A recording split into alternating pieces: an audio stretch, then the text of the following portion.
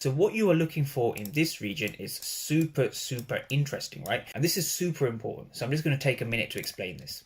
So when you come into a fair value gap, right, what you are basically looking for is you want to see the absorption of buyers, right? So what we mean by absorption is the fact that there's no such thing as more buyers and sellers, right? More buyers and sellers, that's incorrect. What's actually happening is there's more passive sellers than those aggressive buyers, right? So when there's passive sellers sitting in this case of fair value gap, this is what determines your fair value gap. So I want traders to really understand this, right? When you see the markets heading higher into a particular zone, right? Just like this, and then the market heads lower, you are looking in this region, right? So what you are looking for in this region is super interesting, right? Where you want to see a lot of market participants hitting the ask, right? But as the market does head higher, right? As the market heads higher, we are seeing a resistance forming, right? The market is struggling to break higher, and then we get a sudden break lower. So when you see this break lower, right, and you see a lot of aggressive buyers over here, right? These aggressive buyers simply represent the fact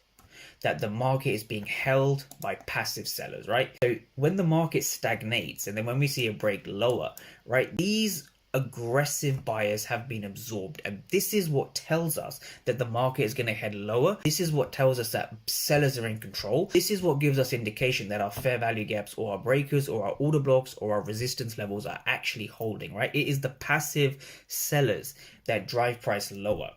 Right, so that's what I want traders to understand.